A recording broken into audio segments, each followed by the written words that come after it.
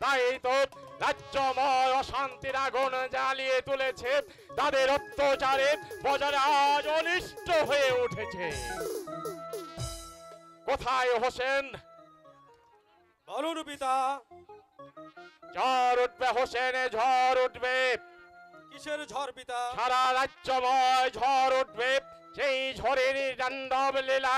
তবে আমি আলীর আওয়াজ এবং কি সারা এই গাজীপুর রাজ্যটা ধ্বংস হয়ে যাবে। কিন্তু এমন কোন ঝড়ের দিক তো আমি দেখছি না পিতা। আমার মনে হয় আপনি দুঃস্বপ্ন দেখেছেন পিতা। স্বপ্ন নয়, স্বপ্ন নয় মূর্খ, দুঃস্বপ্ন নয়। এই আলী, এই বাদশাহ আহমদ শাহ কোনদিন মূর্খ লাভ বলে না, কোনদিন মূর্খ ফলে না। আমি যা বলি তাই সত্য।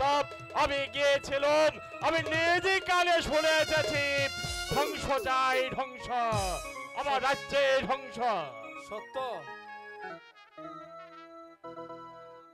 হ্যাঁ, আমি স্পষ্ট দেখতে পাচ্ছি হোসেন, স্পষ্ট দেখতে পাচ্ছি।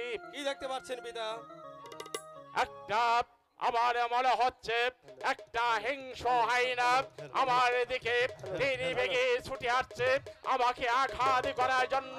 তারপর আমার বুকের উপর দাঁড়িয়ে যেন অট্টহাসিতে হেসে উঠছে।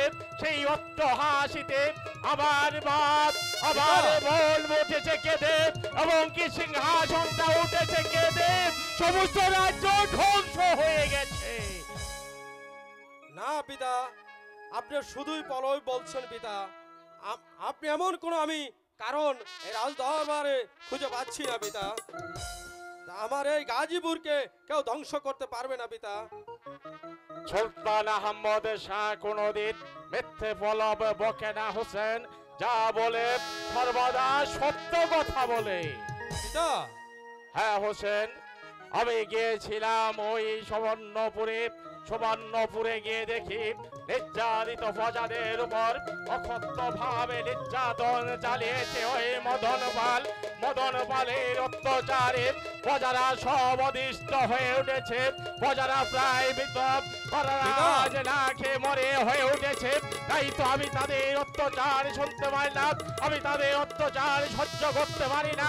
তাই তো যেমন করে হোক ওই মদন পালে ধ্বংস করে প্রজাদেরকে বাঁচিয়ে তুলতে হবে। আমাকে আদেশ করুন পিতা, আমি মদলবারের বিরুদ্ধে যুদ্ধ ঘোষণা করব। না না হোসেন, না, যুদ্ধ আমাদের ধর্ম নয় হোসেন।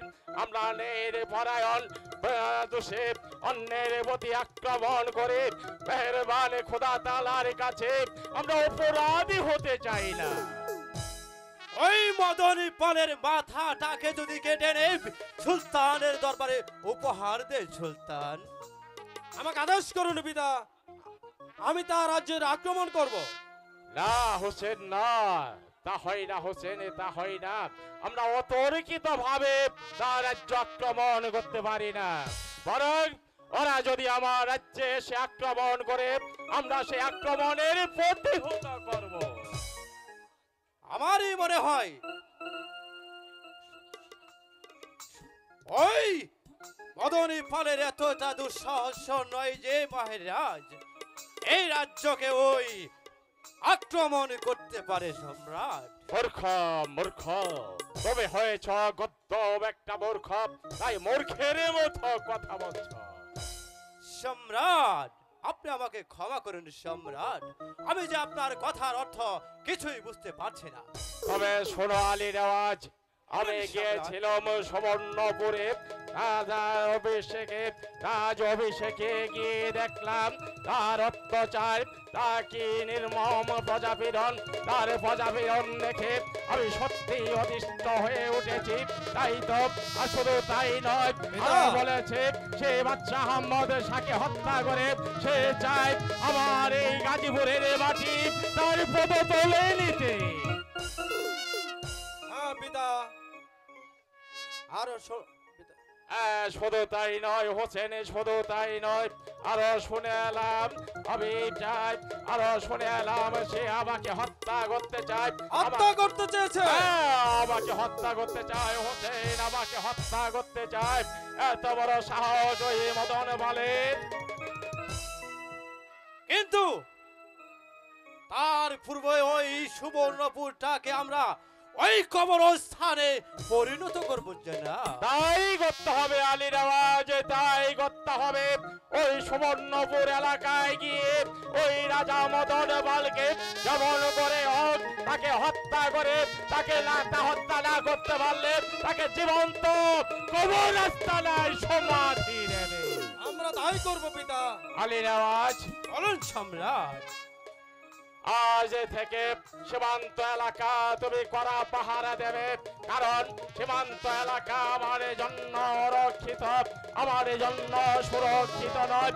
ওখানকার লোক আমার অনিষ্ট করে তুলেছে, আমি চাই তাদের কড়া পাহারা দিয়ে তাদেরকে শান্ত সুস্থ ভাবে থাকার। হ্যাঁ হ্যাঁ সম্রাট, আমি ওদিকে কড়া নজর দেব সম্রাট। শুনো, বলুন সম্রাট। ওই শান্তিপুর গিয়ে 14 জন লোককে সম্মান দেবে। মনে রাখবে আলী রাওয়াজ, ওই চন্দ্রপুরের মা বোনেরা হয়েছে আমার মায়ের জাত, তাদেরকে মায়ের মতো সম্মান করবে। মা জাতিকে অপমান করা মানে আমার দেশের সাথে বেঈমানি করা, আমার মাতৃভূমির সাথে বেঈমানি করা। এ কি বলছেন সম্রাট? নারী হচ্ছে আমার মায়ের জাত, আমি তাদেরকে কোনোদিন বেজ্জতি করব না সম্রাট। আমি তাদেরকে সুসম্মান মতো আপনার দায়িত্ব পালন করব সম্রাট। আপনার আশীর্বাদ নিয়ে আমি উল্কার বেগে ছুটে যাব সম্রাট। আপনার আদেশ আমি অক্ষর অক্ষরে পালন করে আসবো সম্রাট। হোসেন, বলুন পিতা। আলীরসকে পাঠিয়েছি সুবর্ণপুরে সত্য, কিন্তু তার মাঝে আমি বিশ্বাস করতে পারছি না, কারণ লোভে পড়ে মানুষ শয়তানের রূপ দর্শন করতে পারে। তাই তো তুমি তার প্রতি কড়া নজর রাখবে, দেখবে যেন প্রজা বিরোধের বিরুদ্ধ না হয়, যেন প্রজাদের উপর অত্যাচার না করে। তুমি দেখে তার উপযুক্ত বিচার করবে, যদি অপরাধ করে তাকে শৃঙ্খলিত করে আবার দরবারে নিয়ে আসবে। আমি তাই করব পিতা, আপনার আদেশ আমার শিরোধার্য। জাত গেছে, একেবারে জাত গেছে। কি হয়েছে? কিসের জাত গিয়েছে? কে তুমি? সে কথা পরে হবে, আগে সুলতানের কাছে আমি নালিশ করব। বেশ, বলো কি বলতে চাও? আমি হয়েছি গাজীপুরের মহান অধিপতি সুলতানের শাহ। বলো কি বলতে চাও তুমি? জাত গেছে সুলতান, জাত গেছে, জাতি গেছে? একেবারে জাত গেছে। আমি যে কিছুই বুঝতে পারছি না। কেন, কি হয়েছে শুনে? যা হবার তা তো হয়েছেই। ওই মুসলমান হয়ে একটা হিন্দু মেয়েকে হির হির করে বাড়িতে টেনে এনেছে, তাতে আমাদের ওই জাত যাবে না? বটে বটে, কি নাম তার? নাম তার ওই গফুর মিয়া। গফুর মিয়া? বাড়ি কোথায়? বাড়ি হয়েছে ওই মানিকপুরে। মানিকপুরে? হ্যাঁ। তোমার বলো। নাম কি? আমার নাম হচ্ছে গিয়া ওই ওই গজানন্দ পুত্তার। গজানন্দ পোদ্দার। হ্যাঁ, বলো হুজুর। কি অভিযোগ তোমার? পরিষ্কার করে খুলে বলো, আমি যে তোমার অভিযোগের কিছুই বুঝতে পারছি না। শোনো গজানন্দ, মেয়েটিকে ধরে নেবার সময় তোমরা প্রতিবাদ করেছিলাম হুজুর, আর প্রতিবাদ করবে কি মিয়া? কেন? অবন্ধ! মহামান্য মহামান্য সাহেব, কথা বলতে তোমার একটুকু জিভ কাটো না। বেশি কথা করলে আমি তোমাকে জীবনে খতম করে দেব। থামো থামো হোসেন, বলতে দাও। ও আমার ভুল হয়েছে জনাব, আপনি আমাকে ক্ষমা করুন। বলো তারপর কি হয়েছে? তাকে আমি ওই অনুরোধ করে বললাম, এই তুমি তাকে আটকে রেখো না, এই মেয়েটিকে আটকে রেখে তুমি আর ওই হিন্দু ধর্মের জাত মারো না। তারপর কি বললো গফুর মিয়া? তারপর হলো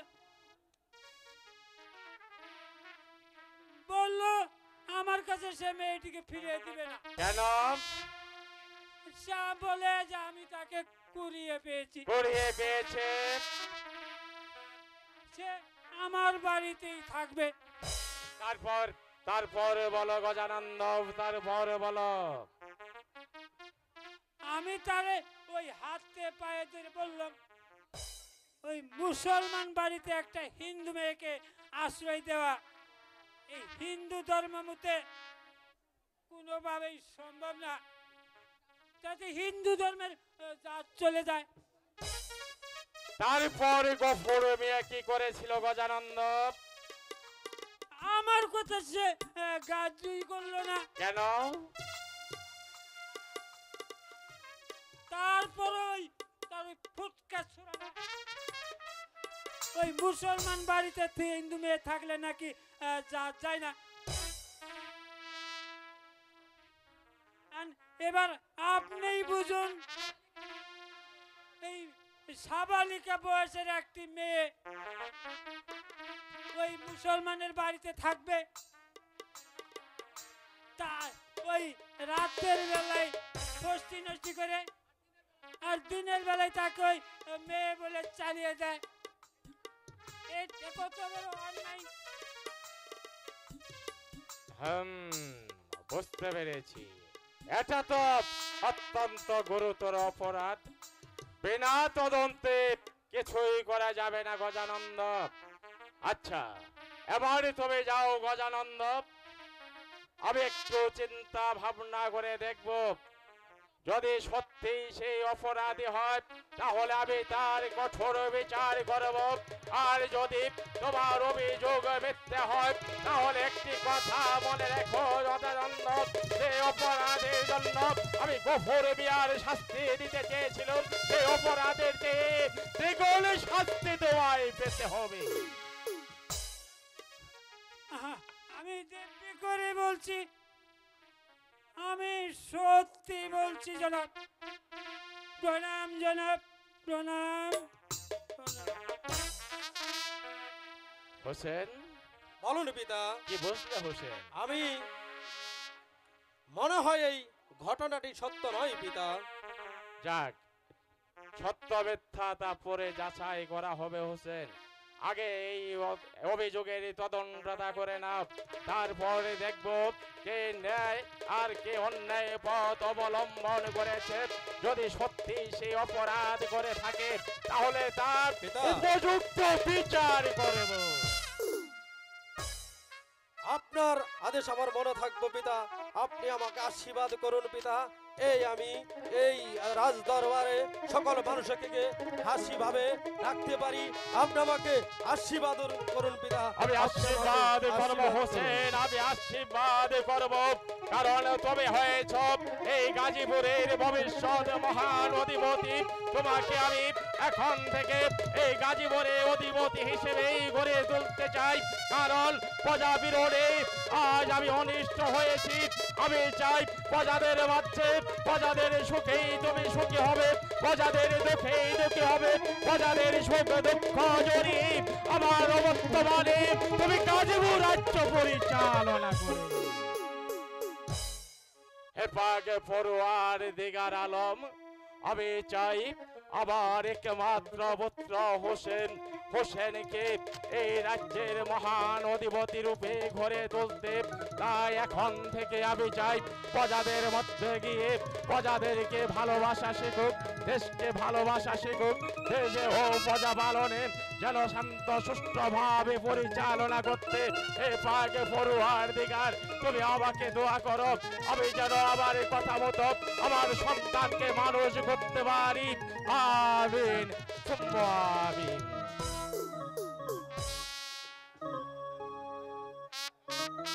হ্যালো চেক, হ্যালো, সাউন্ডটা একটু বাড়ান।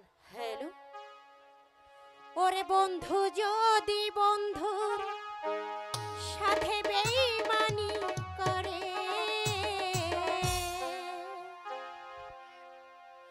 বন্ধু যদি বন্ধুর সাথে বেঈমানি করে,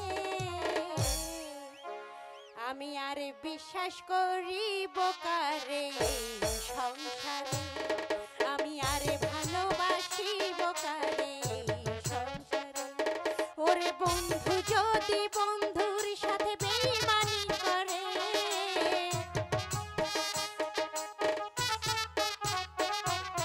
বন্ধু যদি বন্ধুর সাথে বেইমানি করে আর বিশ্বাস করিব কারে এই সংসারে আমি আর ভালোবাসিব কারে এই সংসারে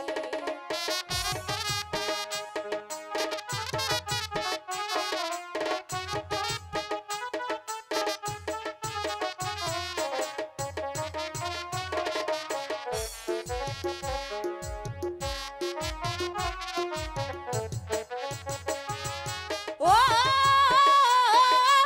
এই জগতের মানুষ বড় কঠিন স্বার্থপর কারে নিয়ে বাজবো আমি বাঁধবো সুখের ঘরে রে বাঁধবো সুখের ঘর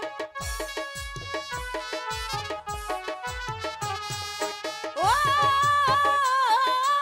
এই জগতের মানুষ বড় কঠিন স্বার্থপর কারে নিয়ে বাজবো আমি বাঁধি সুখের ঘরে রে বাঁধি সুখের ঘর ওরে ঘর বাঁধিয়ে বন্ধু যদি যাই রে চলে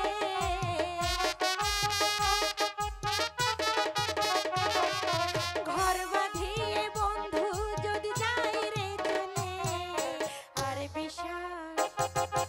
আর বিশ্বাস করিব কারে এই সংসারে আমি আর ভালোবাসিব কারে এই সংসারে বন্ধু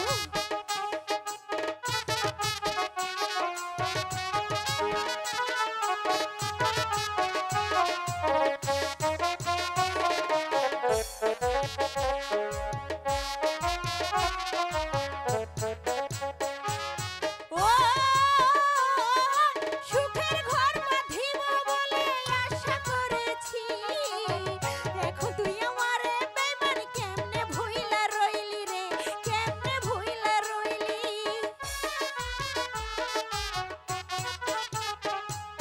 ও সুখের ঘর বাঁধিব বলে আশা করেছি এখন তুই আমারে বেইমান কেমনে ভুইলা রইলি রে কেমনে ভুইলা রইলি ওরে ঘর বাঁধিয়ে বন্ধু যদি যাই রে চলে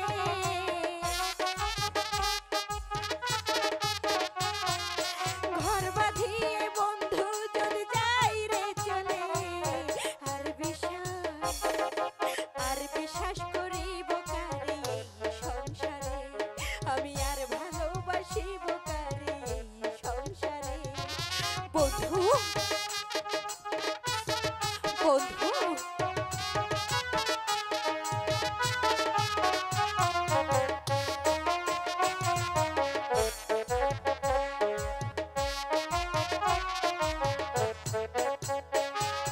ও এই দক্ষিণের মনের ব্যথা কেউ তো বোঝে না সারা জীবন পেলাম শুধু দুঃখ বেদনা রে দুঃখ বেদনা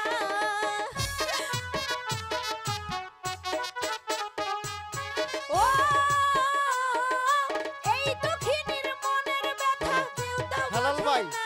হেলাল ভাই, আপনি যেখানে থাকেন সাজ করে একটু দেখা করেন। দুঃখ বেদনা হেলাল ভাই, আপনি যেখানে থাকেন একটু সাজ করে দেখা করেন, আপনি বিশেষ ওরে প্রয়োজন। মনের মানুষ যদি কবু থাকে গো দূরে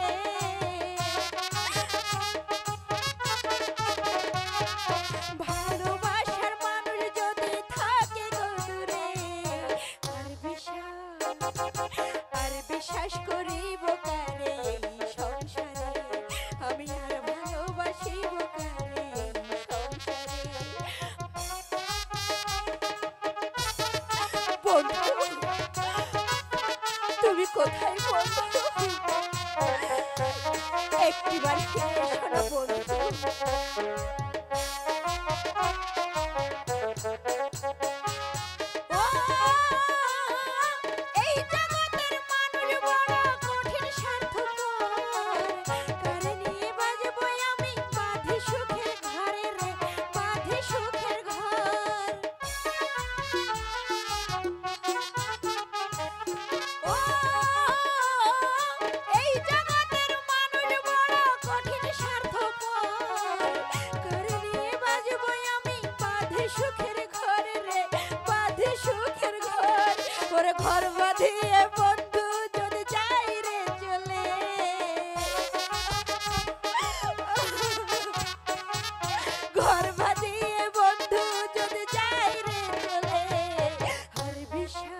আর বিশ্বাস করিব কারে সংসারে, আমি আর ভালোবাসিব কারে সংসারে। ওরে বন্ধু যদি বন্ধুর সাথে বেইমানি করে,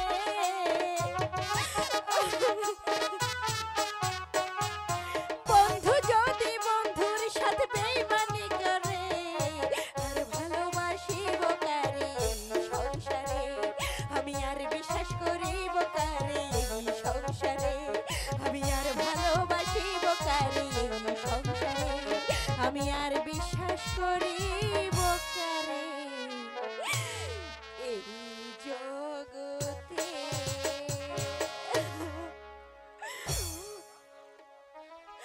ওগো ভগবান, আমার মনের দেবতাকে কি আমি কখনোই খুঁজে পাবো না ভগবান? আর কত দুঃখ দিলে, আর কত দুঃখ দিলে তোমার মনের স্বাদ পূর্ণ হবে ভগবান? সবে কিছু ভুলে আজ আমাকে নতুন করে বাঁচতে হবে ভগবান। সারা জীবন অঝরে কেঁদে কেঁদে পথপ্রাণে চেয়ে থাকলে আমার মন্দিরের দেবতা যে আসবে না।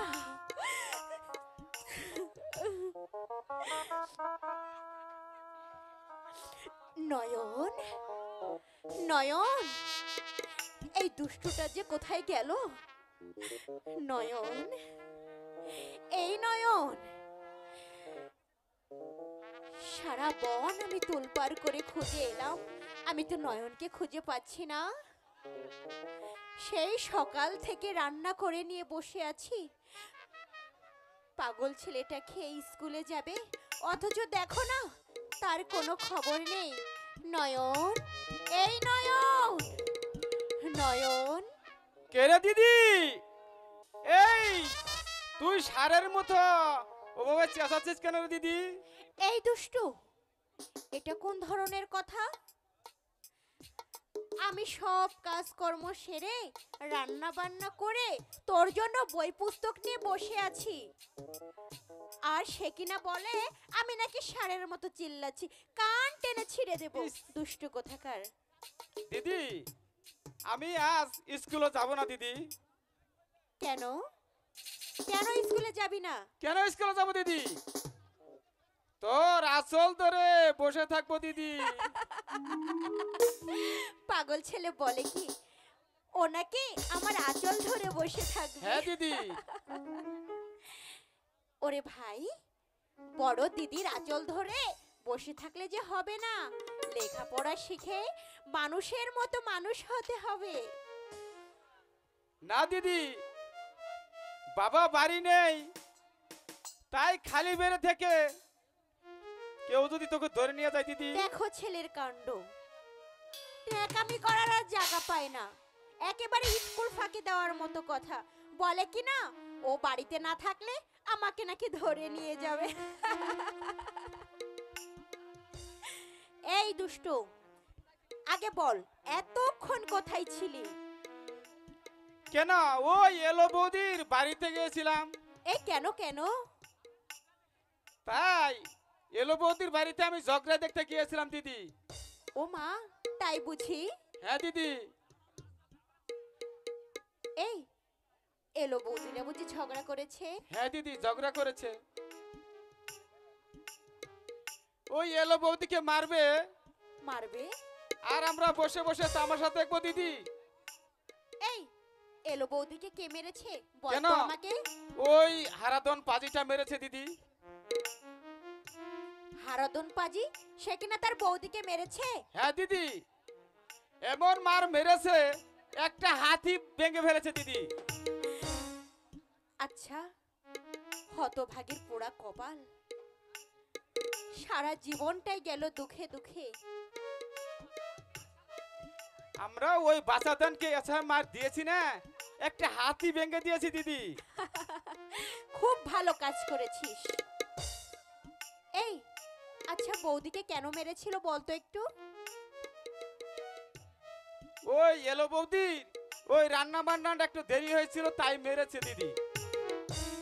আচ্ছা, আমার যদি কখনো রান্না করতে দেরি হয় তাহলে তুই বুঝিয়ে আমাকে মারবি? হে কি দিদি, হে কি বললি দিদি? আমি তোকে মারবো দিদি?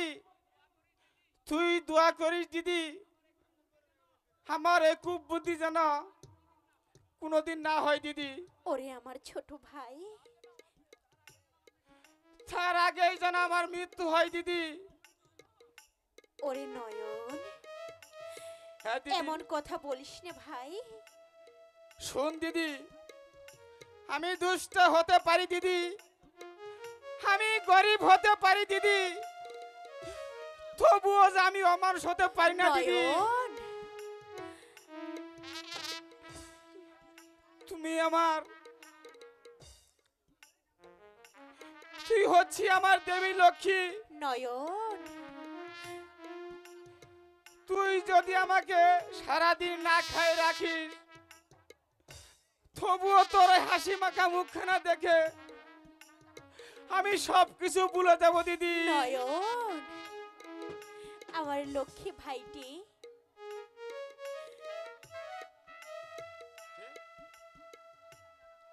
তোর উপর কোনোদিন যদি আমি আঘাত করি, ওই ভগবান যেন আমাকে কোনোদিন যেন ক্ষমা করে না দিদি, ওরে আমার কোনোদিন যেন নয়ন। ক্ষমা করে না। ওগো ভগবান, এতটুকু একটি মুসলমান ছেলে আমার মতো একটি বেজাতের মেয়েকেও ভালোবাসে, আমাকে শ্রদ্ধা সম্মান করে, আর কিনা আমারই সহজাতি ওই গজাননের কি বিশ্রী তার ভাষা, আর আমাকে নিয়ে কি বিশ্রী তার মন্তব্য। দিদি ওগো ঠাকুর, তুমি বলে দাও ঠাকুর, আমি এখন কার কাছে গিয়ে দাঁড়াবো ঠাকুর? হ্যালো হ্যালো, এই কেন এই আমার কাছে যাওয়া? আমি তোমাকে এই শাড়ি গয়না নিপুষ্টি বুড়বেন এর যা কিছু লাগবে সব কিনে দিব। চলো কোথায় যাব? আমার সঙ্গে। বেরিয়ে যাও, ভালোভাবে বলছি, এখনো বেরিয়ে যাও, না হলে ঘাট ধাক্কা দিয়ে বের করে দেব। বুড়ো ভাগ কোথাকার। এই মেয়ে, তুমি ভদ্রতা কথা বলো। হ্যাঁ, আমিও কিন্তু এই গজানন্দ একেবারে সবকিছু একেবারে আমি চালিয়ে দিব। আর আমার নাম মাধবী, ছেটিয়ে একেবারে বৃন্দাবন পাঠিয়ে দেব। হ্যাঁ, দূর হয়ে যা, দূর হয়ে যা শয়তান। আরে না না না, এই আমি তোমাকে না নিয়ে আজ এক পাও যাব না। সাবধান গজানন, আর একটি পাও অগ্রসর হলে আমি কিন্তু তোকে জুতো পিটা করব। তাকে বড় নিজেকে আমি দণ্ডই মনে করব? আমাকে তুমি মারবে? এই মারো, এই যত খুশি মারো, এই তোমার সুখেই তো আমার সুখ, তোমার দুঃখেই তো আমার দুঃখ। এই চলে এসো আমার সঙ্গে। এত বড় অপমান, সামান্য একটা বুড়ো ভাব, সে কিনা বলে চলে এসো। আজ তোর একদিন আর আমার যে ধরো দিদি ওকে, তাড়াতাড়ি ধরো। এরে মাধু, বা মাধু, ওরে মা মাধু, কার সাথে কথা বলছস রে মা? একটা কুকুরের সঙ্গে। আমি কুকুর? আমি কুকুর? কুকুর বললেও ভুল হবে। কুকুর নাতে কি? তুই আমার বাড়িতে ঢুকছিস কেন? ঢুকছিস তো ঢুকছিস, হারামজাদা, আমার আরে নেকামি করে না কাপড় মিয়া ওই রাতের বেলায় ফষ্টি নষ্টি কইরা আর দিনের বেলায় ওই মেয়ে বিলে চালিয়ে দেবে হ্যাঁ ভগবান হ্যাঁ? এই বিষয়ে কিন্তু আমি শুনো কাপড় মিয়া ওই সুলতানের কাছে নালিশ করব ওগো ভগবান হে তুমি আমাকে কি শোনালে ভগবান এই কথা শোনার আগে তুমি আমার কান দুটি বধির করে দিলে না কেন ভগবান শান্ত হরে মা, শান্ত হ। বাবা আমি যে আর শান্ত হতে পারছি না বাবা আমি আমার এক বাবাকে হারিয়ে তোমাকে পেয়েছি বাবা আর আজকে না তোমার সম্বন্ধে এত কুৎসিত কথা ছি বাবা ছি আমি তোমাদের এখানে থাকবো না বাবা আমি তোমাদের এখানে দিদি তুমি চলে যায় না দিদি। কোথায় যাচ্ছিস মা? আমাকে আর বাধা দিও না বাবা আমাকে আর বাধা দিও না যেদিকে দু চোখে যাই সেদিকেই আমি চলে যাব তবু তোমার আর আমার এই পবিত্র ভালোবাসার মধ্যে এই দুশ্চরিত্র লোকেদের বাজে কথা আমি শুনতে পারবো না বাবা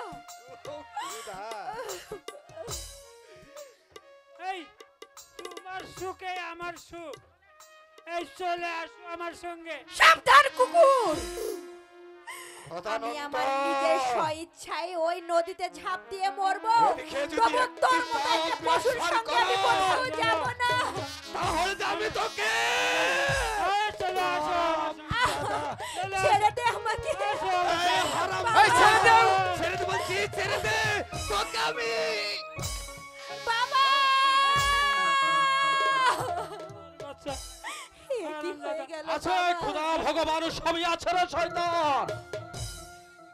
এ কি শাহজাদা হ্যাঁ আমি শাহজাদা হুসেন শাহ। হুসেন শাহ, হ্যাঁ হ্যাঁ আমি হুসেন শাহ। হুসেন শাহ আমাকে ক্ষমা করবেন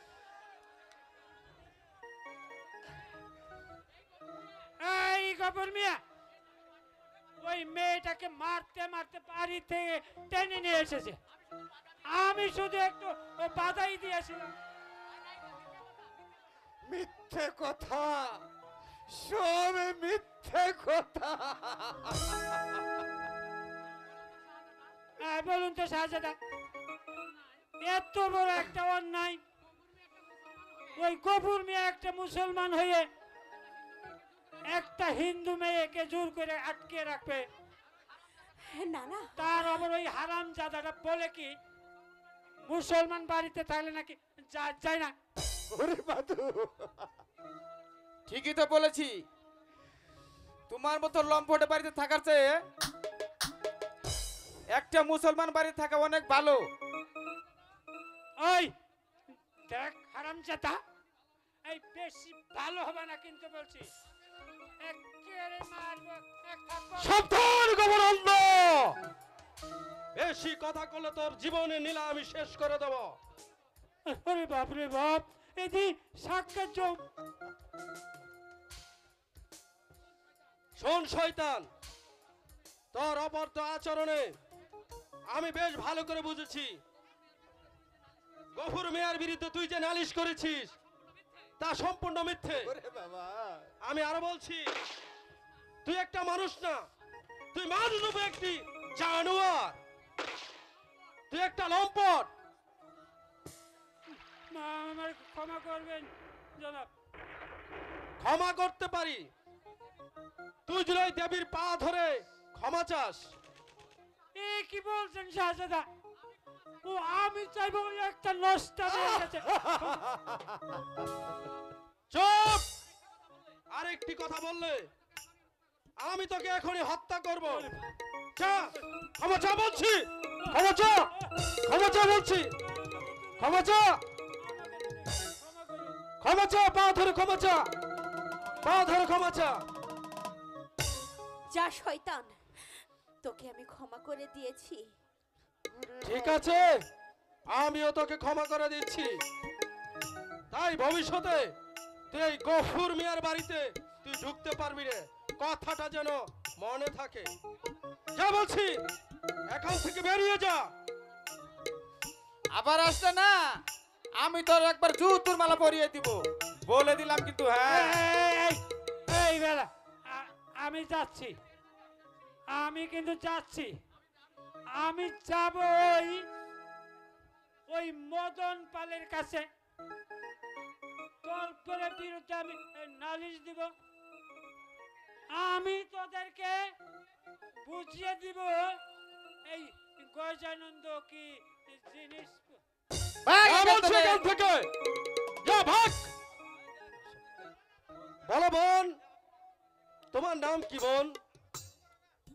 আমার নাম হচ্ছে মাধবী। তোমার পরিচয় বোন? দেওয়ার মতো যে কোনো পরিচয় আমার নেই। বলো বোন, বলো তোমার পরিচয় বলো। আমি যে আত্মীয় স্বজন আরে মাধু না, আমি আত্মীয় স্বজন হারাই এক অভাগী নারী। বোন ওগো ভাই, সে যে অনেক কথা। আমি একদিন গিয়েছিলাম ওই সুবর্ণপুরে। আমি ছিলাম এক মন্ত্রী কন্যা। মন্ত্রীর কন্যা? হ্যাঁ, হ্যাঁ বলো বোন বলো। কিন্তু ওই অত্যাচারী মদন পালের অত্যাচারে মদন পাল? হ্যাঁ, আমি আনন্দের সঙ্গে পালিয়ে এসেছিলাম। তারপর তারপর কি হলো বোন, বলো বলো বলো, তারপর কি হলো? তারপর আমি ক্ষুধা ও তৃষ্ণায় কাতর হয়ে পড়ি। আনন্দ আমাকে আমি ওকে ওই জঙ্গল থেকে আমার পূর্ণ কুঠিরে এনে আমি যে তাই দেই বাবা। জানো ভাইজান, বলো। তারপর থেকে আমি আমার আনন্দকে আর খুঁজে পাইনি। আনন্দ পাল? কত বনে বনে তাকে আমি খুঁজেছি, পাগলের মতো হাহাকার করে তাকে ডেকেছি। দিদি, আমি কোথাও তাকে খুঁজে পাইনি। ওরে মাধু বাবা। কিন্তু এখন আনন্দ পাল কোথায় বোন? জানি না তো, আমি জানি না আমার আনন্দ কোথায় আছে, আমি কিছুই জানি না। তুমি নিশ্চিন্ত থাকো বোন, আনন্দ পাল যে প্রান্তে থাকুক না কেন, তাকে খুঁজে বের করে আমি তোমার সামনে উপস্থিত করব। পারবে ভাইজান? হ্যাঁ বোন। তুমি পারবে আমার আনন্দকে ফিরিয়ে দিতে ভাইজান? নিশ্চয় পারবো রে বোন। তুই যখন আমাকে ভাই বলে ডেকেছিস, আজ থেকে আমি তোর ভাই। ভাইজান!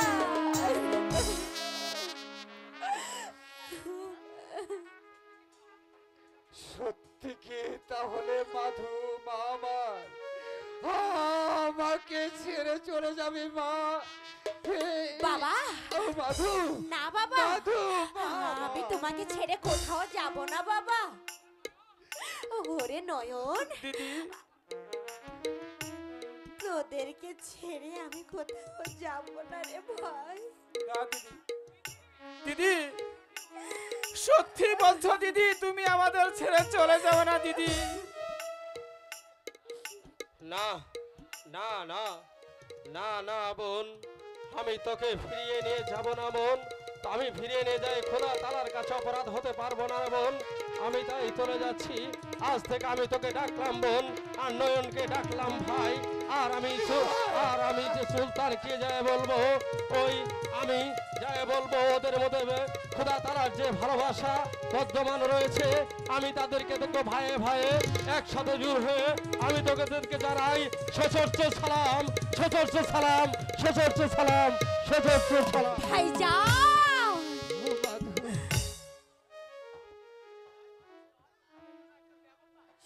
যেন কোনো মানুষ নয় বাবা, ও মা, সে যে ওই ভগবানের পাঠানো দেবতা। হাই খোদা চলো মেহেরবান। দিদি। এই বেলা যে পরে গড়িয়ে গেল দিদি, আমার যে ভূষণ্য ক্ষুধা পেয়েছে দিদি। চলে আই চলো দিদি, ও, বাবা, ওরে মাধু, চলে এসো চলো বাবা। চলো মাধু, মহারাজ সন্তানটাকে তুমি কিছু খাবার দেও। হাই খোদা মেহেরবান, তুমি আমাকে এমন একটি শক্তি দিও মেহেরবান, আমি যেন শত কাটার পৃথিবীর অপরাধী থেকেও আমার মাধুকে আমি বুকে আজকে ধরে আমি যেন পারি মাধুর পরীক্ষা আমি সন্তান করে দিতে খোদা, সন্তান করে দিতে। বলবো না। আচ্ছা একবার বলেই দেখি না। না না বলবো না, থাক। যদি কিছু মনে করে, আমাকে যে বলতেই হবে। ভাইয়া শোন না, আমি তোকে কিছু বলতে চাই। বলো বলবো বলো বলবো বলো না। সত্যি বলবো। হ্যাঁ হ্যাঁ বলো না। তুমি হাজার ফুলের মাঝে একটি গোলাপ, তুমি হাজার তারার মাঝে একটি যে চাঁদ, তুমি যে আমারি তোমারি তোমারি তোমারি। তুমি হাজার ফুলের মাঝে একটি গোলাপ, তুমি হাজার তারার মাঝে একটি যে চাঁদ, তুমি যে আমারি তোমারি তোমারি তোমারি।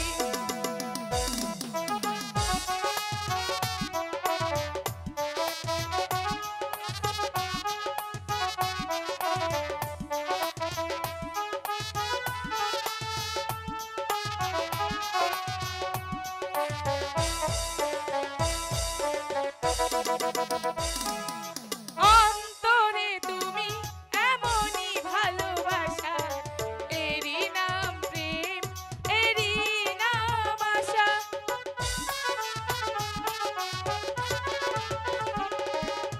অন্তরে তুমি এমনই ভালোবাসা, এরই নাম প্রেম, এরই নাম আশা। আমাকে ছেড়ে তুমি যেও না, না না যাব না। তুমি হাজার ফুলের মাঝে একটি গোলাপ, তুমি হাজার তারার মাঝে একটি যে চাঁদ, তুমি যে আমারি তোমারি তোমারি তোমারি।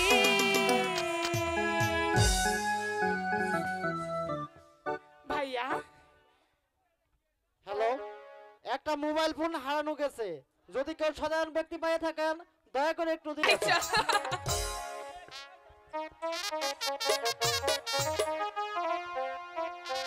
আর ধরে এখনো আসছে না কেন? তাহলে কি কুমারের কোনো বিপদ হয়েছে নাকি? দূর ছাই, শুধু শুধু চিন্তা করছি আমি। আর কতক্ষণ অপেক্ষা করব? ইস, কুমার এখন আসছে না কেন? আসছে না কেন কুমার? দূর ছাই, আর কিছু হবে না।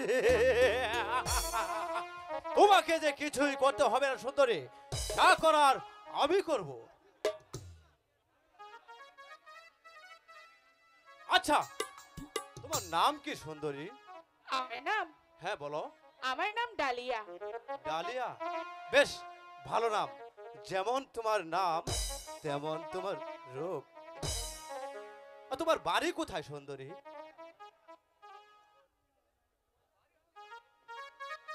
আমার বাড়ি আমার বাড়ি আর মেয়ে, আমার বাড়ি কোথা থেকে হবে? ওই সুন্দরী, চলো তুমি আমার সাথে চলো, তোমাকে আমি আমার মনের রানের হালে রাখবো। চুপ কর,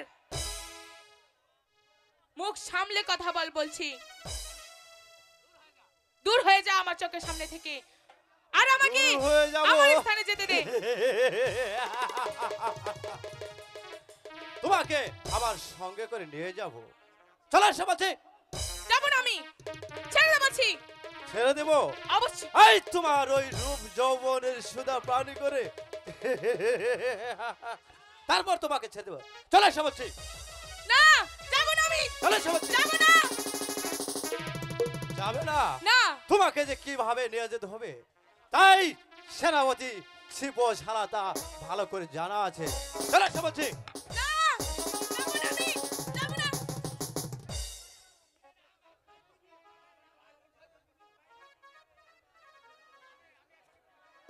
আমি তোমার যৌবন সুধা কিভাবে পান করছি তা তোমাকে ভালো করে দেখিয়ে দিচ্ছি। তুই এসো হয়তো বলছি। জানিস না। এসো এসো বলছি। না, যাবে না? না, না।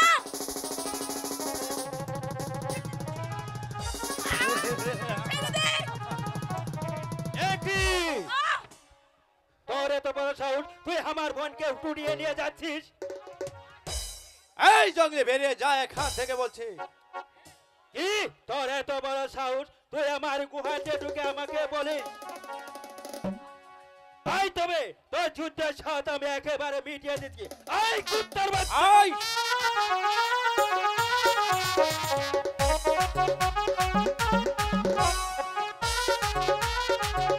পালিয়ে গেলি কোথায় কুত্তার বাচ্চা? ভাইয়া, হ্যাঁ ডালিয়া, তুমি ঠিক মতো না আসলে জানো ওই শয়তানটা আমাকে এই এক করে কোলে তুলে নিয়ে চলে আমি যাচ্ছিল। থাকতে তোকে এই জঙ্গলে কেউ কিছু করতে পারবে না ডালিয়া। আমি তো জানি। তুই কোনো চিন্তা করিস না ডালিয়া। চল এবার আমরা ঘরে গিয়ে। ঠিক হ্যাঁ ভাইয়া, চল গিয়ে।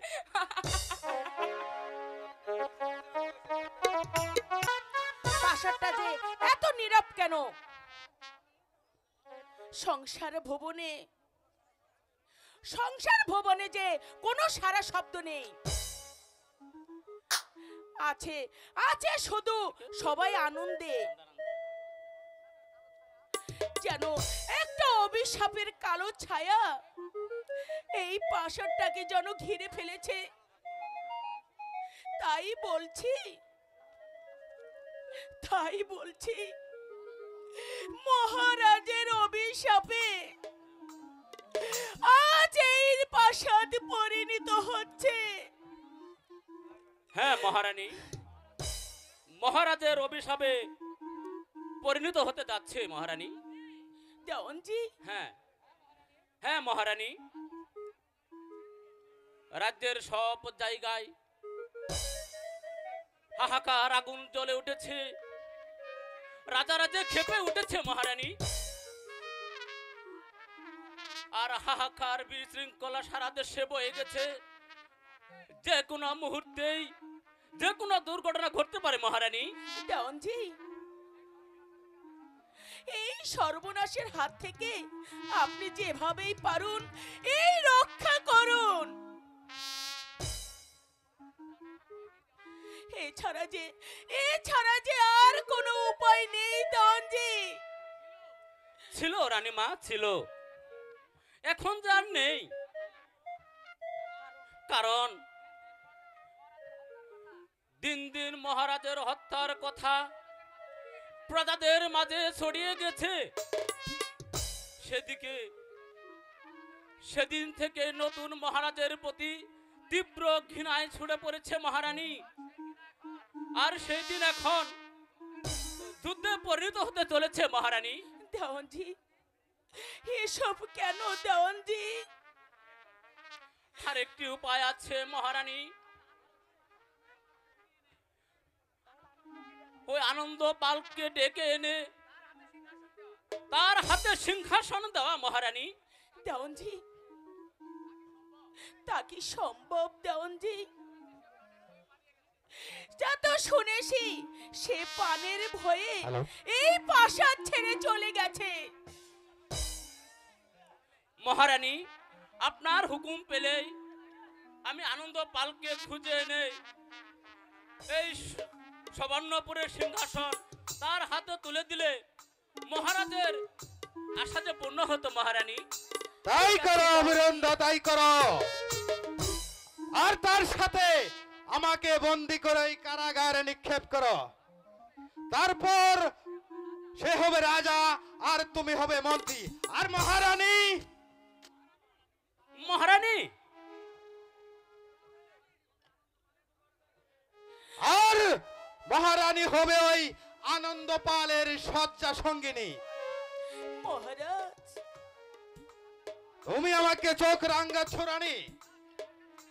না, আমি আপনাকে চোখ রাঙাচ্ছি না। শুধুমাত্র আপনাকে আমি একটি কথা বুঝাতে চাচ্ছি মহারাজ। তুমি তোমার স্বামীর অমঙ্গল কামনা করে যদি এই সিংহাসনটা অন্যের হাতে তুলে দিতে পারো, তাহলে আমি কেন পারবো না তোমাকে অন্যেরই শয্যা সঙ্গিনী হিসেবে কল্পনা করতে? স্বামী, না স্বামী, আমি এমন কোনো পাপ করিনি স্বামী। আমাকে বিশ্বাস করুন স্বামী, শুধু একটি বারের জন্য আমাকে তুমি বিশ্বাস করো স্বামী।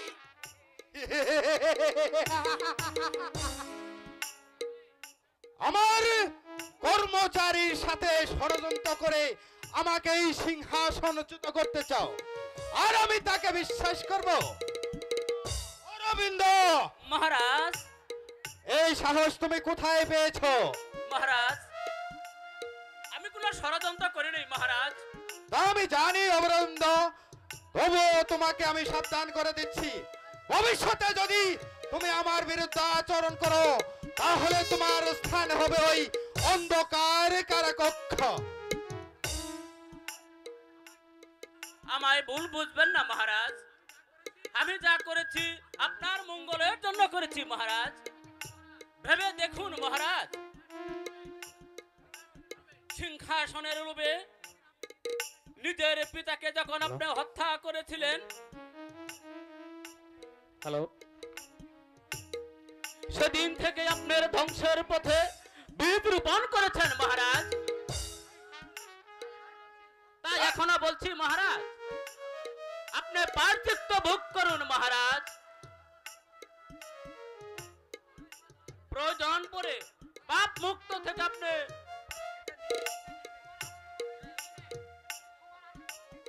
ওই কুমার আনন্দ পালকে ফিরে এনে তার হাতে সিংহাসনটা আপনি ফিরিয়ে দিন মহারাজ। তাই করুন স্বামী। ওই স্বর্গ থেকে মহারাজ আপনাকে আশীর্বাদ করবে স্বামী। আশীর্বাদ, আশীর্বাদ, আশীর্বাদ। এই আশীর্বাদের উপদেশ শুনতে শুনতে আজ আমি অসহ্য হয়ে গেছি। মদন পালের এত বড় দুর্ভাগ্য যে এই রাজ্য পরিচালনার উপদেশ দিচ্ছে তার পায়ের একটা দাসী। ওগো ঠাকুর, তুমি আমাকে আর কত কাঁদাবে ঠাকুর? আমার এই অমানুষ স্বামীকে তুমি মানুষ বানিয়ে দাও ঠাকুর, মানুষ বানিয়ে দাও। অমানুষ? তুচ্ছ একটা নারী, সে আমাকে চাই রাজনীতি শিক্ষা দিতে।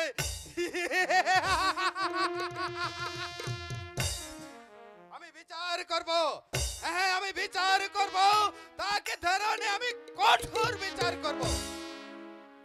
চলে যান দেওয়ানজি আমার চোখের সম্মুখ থেকে। তাই যাচ্ছি মহারাজ, আমিও চলে যাচ্ছি মহারাজ। কিন্তু আপনাকে আমি বলে যাচ্ছি মহারাজ, আপনি ওই আনন্দ পালকে ফিরিয়ে আনুন মহারাজ। তার হাতে সিংহাসন তুলে দিন মহারাজ, তার হাতে সিংহাসন তুলে দিন।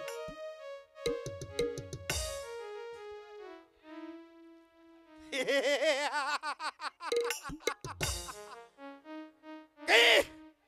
সামান্য রাজ কর্মচারী হয়ে আমাকে উপদেশ দিয়ে যায়, প্রয়োজন হলে আমি তোমার কঠোর বিচার করব।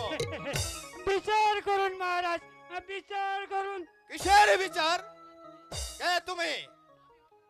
আমি হলাম গিয়ে ওই গজানন্দ উদ্যান, বাড়ি আমার ওই মানিকপুরে। তুমি কিসের বিচার চাও? একটা হিন্দু মেয়েকে জোর করে টেনে মুসলমান বাড়িতে নিবে।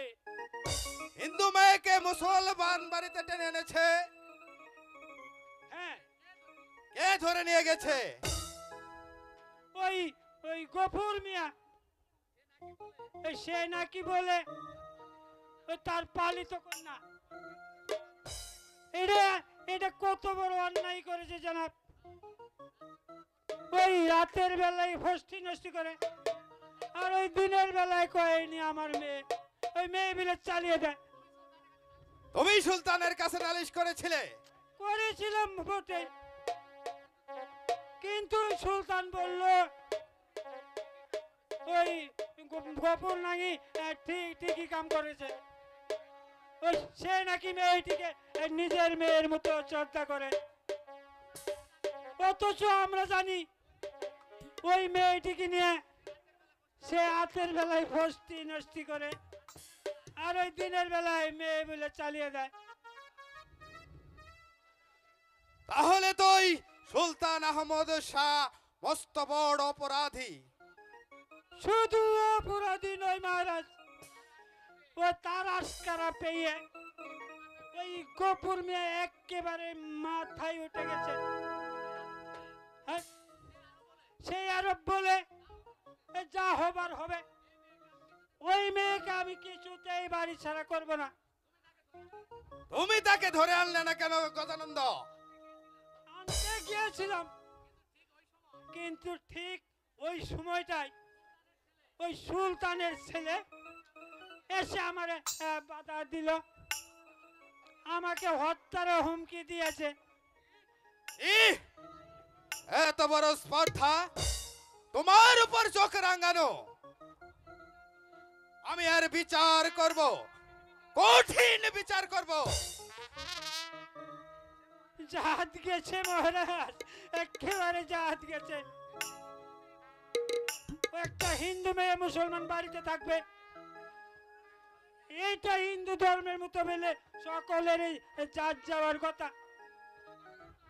শোনো গজানন্দ, এ ব্যাপারে গফুর মিয়া শুধু একা দোষী নয়, আহমদ শাহর সাথে তার পুত্র হোসেন শাহ দোষী। সত্যি বলেছেন হুজুর, একেবারে খাঁটি কথা। আপনি তাদেরকে শাস্তি দিন হুজুর, শাস্তি দিন।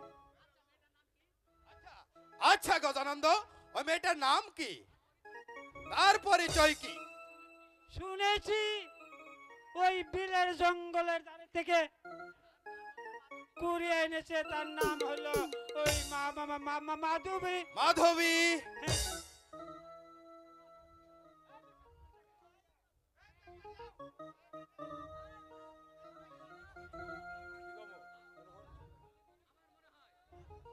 আমার মনে হয় সেই মাধবী মহারাজ।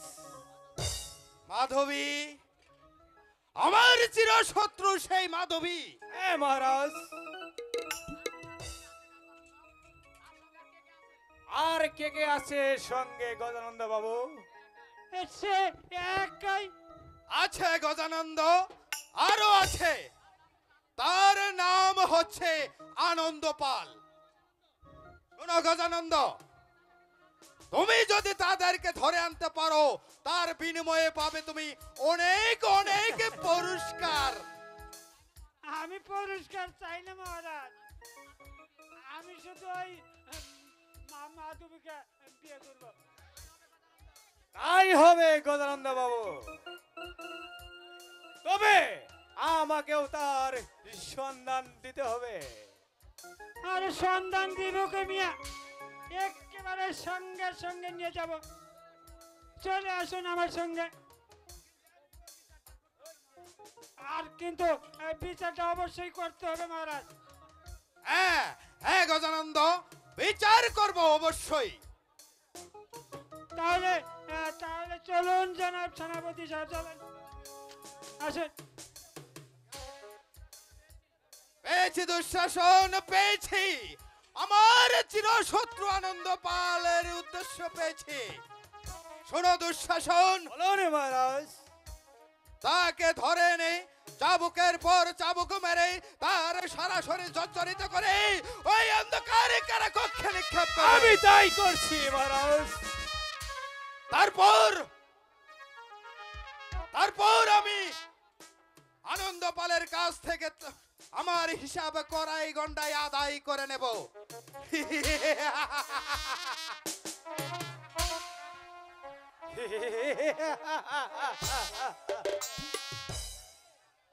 যাও মদন পাল, তুমি যাও।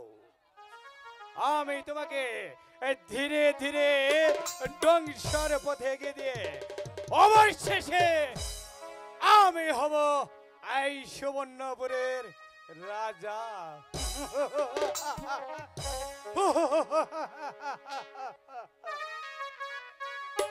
এই কোথায় বাইজি, একটু নাচ গানের ব্যবস্থা হোক।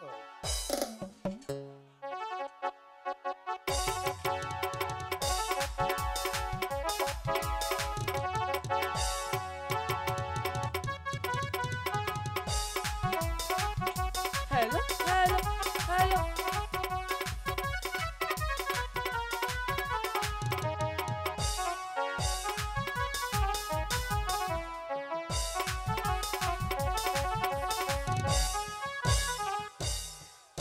তোর শরীরে মির্জাফরের রক্ত, ও তোর নেতা কর্মী সীমারের ভক্ত। রাজাকারের মতো যে তুই করলি বেঈমানি, বাংলাদেশে জন্ম যে তোর স্বভাব হিন্দুস্তানি। আর দলের প্রতি দেশের প্রতি ছিল না তোর টাক। লোকে বলে বলে রে হাসিনা বড় বেঈমান। লোকে বলে বলে রে হাসিনা বড় বেঈমান।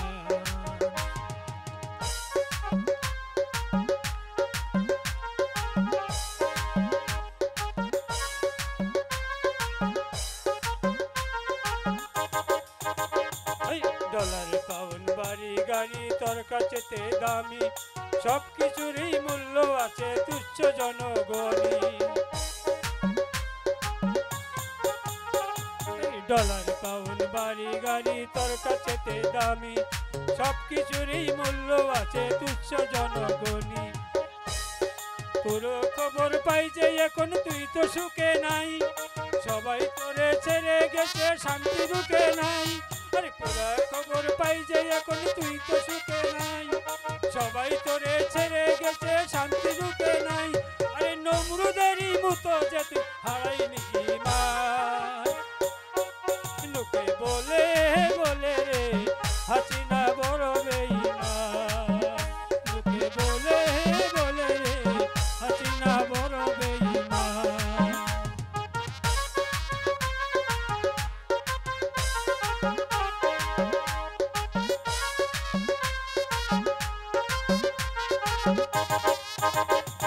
সুখের আশায় মানুষ মারলি সুখ পাইলি না বুকেও, মানুষ মাইরে পারছে কারো ভাগ্যের সুখ করতে। এই সুখের আশায় সুখ হারাইলি সুখ পাইলি না বুকে, মানুষ মাইরে পারছে কারো ভাগ্যের সুখ করতে।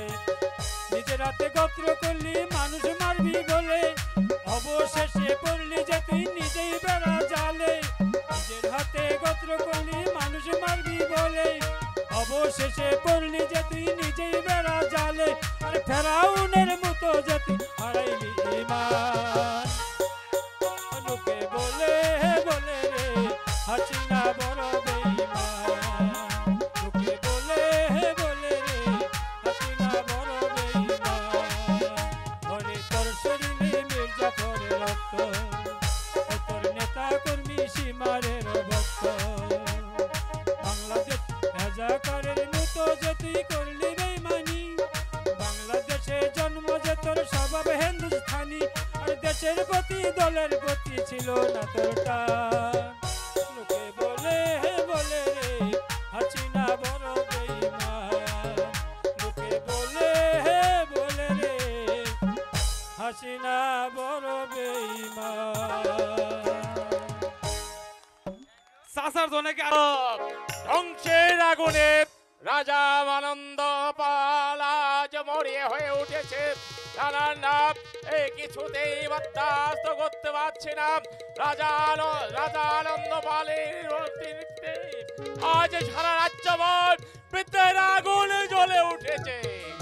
আমার মনে হচ্ছে অচিরে ঝড় উঠবে, আগুন জ্বলবে, আগুনে পুড়ে সব ধ্বংস হয়ে যাবে।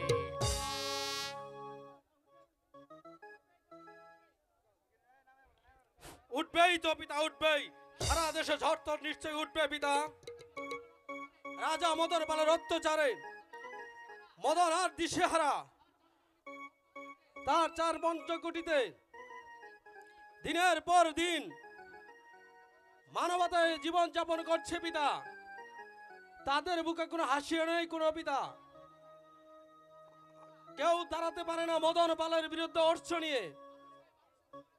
মানুষ হয়ে মানুষের উপর এত অত্যাচার আর কত সহ্য করব পিতা? আদেশ করুন পিতা। আমি এই মুহূর্তে যাব সেই রাজ্যে, তাকে আক্রমণ করব পিতা। আগে সেই অধিকার করব পিতা। আর মদন পালকে বুঝিয়ে দেব অন্যায় অত্যাচারের শাস্তি কত ভয়ঙ্কর। না হোসেন না, এ কিছুতেই হতে পারে না হোসেন। অন্যের রাজ্যের আমরা আক্রমণ অন্যায় ভাবে করতে পারি না। রাজা যদি অন্যায় করে থাকে তাহলে দেখবে সেই রাজের প্রজা সাধারণ আর জন্য আমরা তো দায়ী হব না। তবু বিদ্যুৎ সত্য করবে পিতা। না পুত্র না, তাও হবে না হোসেন। অচিরেই দেখবে সুবর্ণপুরে একটা বিদ্রোহের আগুন জ্বলে উঠেছে। সেই আগুনে ওই কামান্দ লম্পট ধ্বংস হয়ে যাবে। সেই বিপ্লব হবে জনতার জয়ের বিপ্লব। সেই বিপ্লবই হবে স্বাধীনতার বিপ্লব। হ্যাঁ হোসেন, হ্যাঁ, সেই বিপ্লবই হবে সুবর্ণপুর স্বাধীনতার বিপ্লব। এর মধ্যে অগণিত প্রজাগণ এই সংসারে সুবর্ণপুর ছেড়ে আমাদের এখানে চলে আসবে পিতা। ওদের প্রতি তুমি সুদৃষ্টি রাখবে হোসেন। প্রজারা দয়া করে, দয়া ধর্ম মানবতা হয়েছে আমার ধর্ম। আমরা হচ্ছি রাজবংশ।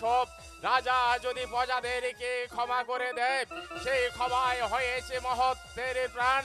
কারণ আমরা হয়েছি রাজবংশ, প্রজাদেরকে ক্ষমা করে দেব। দয়া ধর্ম মানবতা নিয়েই আমাদের বেঁচে থাকতে হবে হোসেন। পিতা, হ্যাঁ?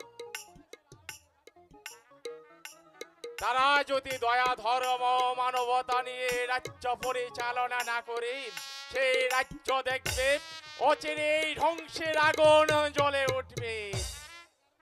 কোনো ভয়ের কারণ নেই পিতা। কেমন করে তুমি বুঝলে পুত্র? আমি সর্বোচ্চই দেখে এলাম আপনার শাসনে প্রজারা বেশ সুখে আছে পিতা। সবার মুখে হাসি আনন্দ দেখতে পাচ্ছি পিতা। সবার প্রতি জন্মভূমির গভীর ভালোবাসা পিতা। আর্য বংশের আচরণ অনেক ভালো পিতা। তবু এক মুহূর্তের জন্য ভুলে গেলে সব উলট পালট হতে পারে হোসেন। তাই তো সর্বা সদায় আমাদের সহস্র সস্ত্রম থাকতে হবে। হঠাৎের ভুলের জন্য যেন আমাদের রাজ্যের মধ্যে কোনো ধ্বংসের বিশৃঙ্খলা সৃষ্টি না হয়। চাই তো গ্রাম থেকে আমি উল্কার বেগে ছুটে বেড়াই পিতা, দ্বিতীয় ধরনের জিজ্ঞাসা করি, তাদের কৌশল বিনিময় করি পিতা। আমি আর তাদেরকে বলি তার রাজ্যেই কত শান্তিতে বসবাস করছে পিতা। গাজীপুরের ভবিষ্যৎ সুলতানের এই তো উপযুক্ত।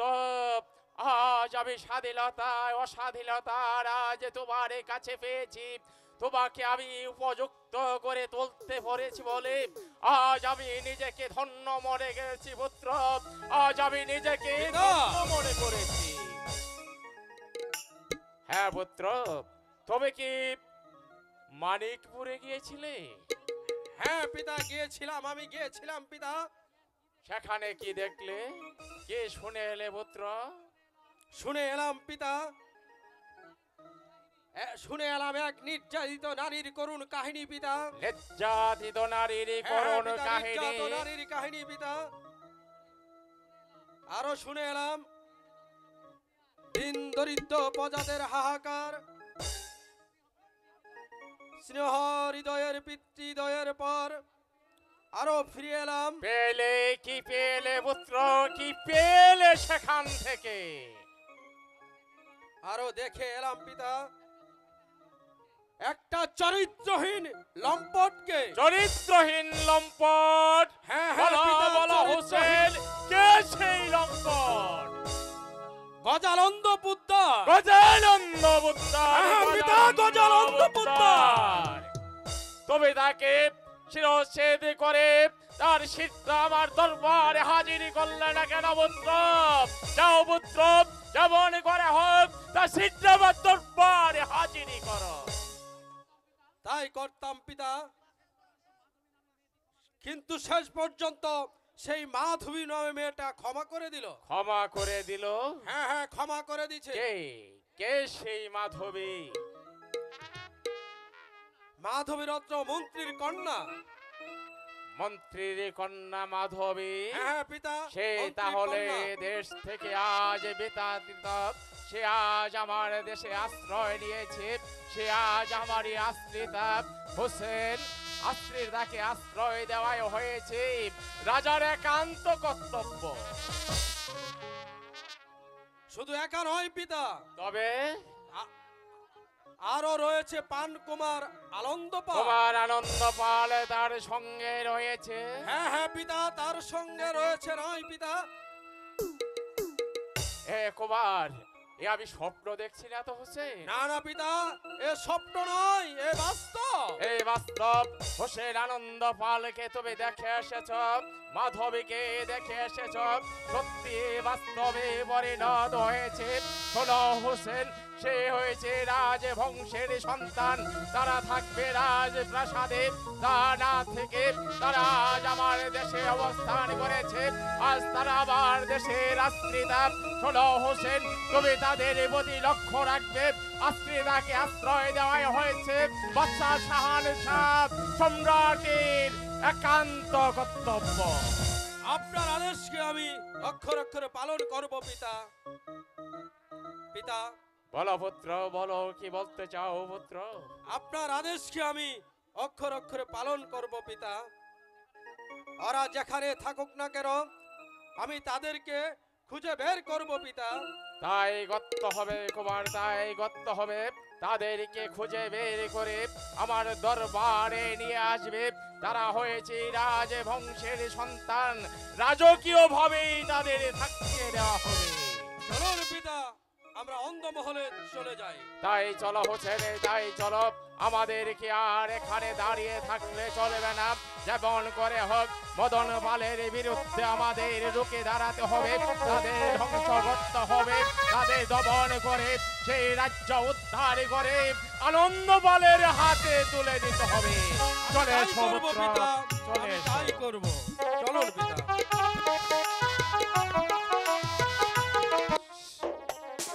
সারা রাজ্যময় ঘুরে বেড়ালাম, কোথাও একটি ধূম্র শত্রু পাচ্ছি না। এই তো আরেকটু এগিয়ে দেখি, ইতিমধ্যে কিছু শত্রু ধরা পড়েছে, আর কিছু ধরা পড়ে না। দেখি, সুবহানাল্লাহ, এ তো দেখছি আসমানের ওরে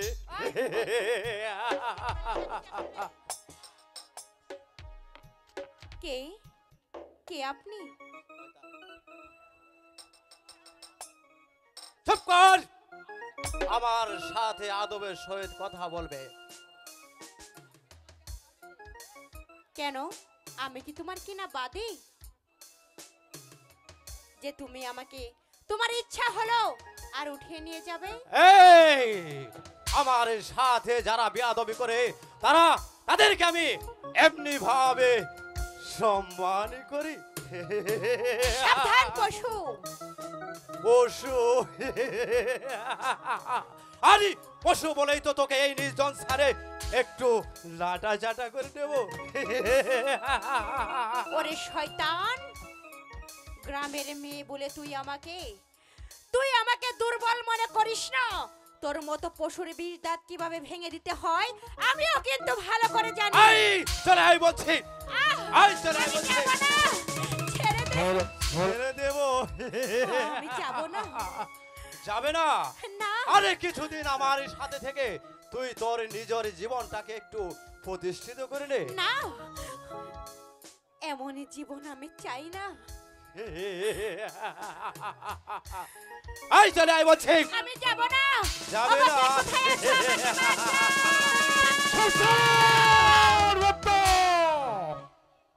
কে তুই বেয়াদব? জম।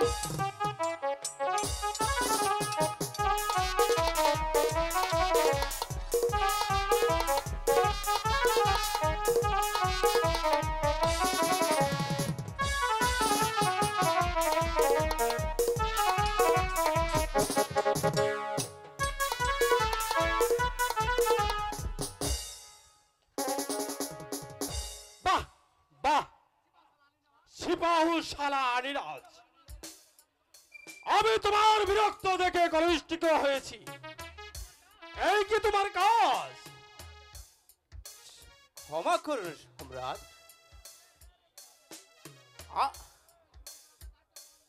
তুমি সীমান্য অক্ষা দায়িত্ব না পালন করে একটি সতী নারী হাত ধরে টানা হেচ্ছা করেছ।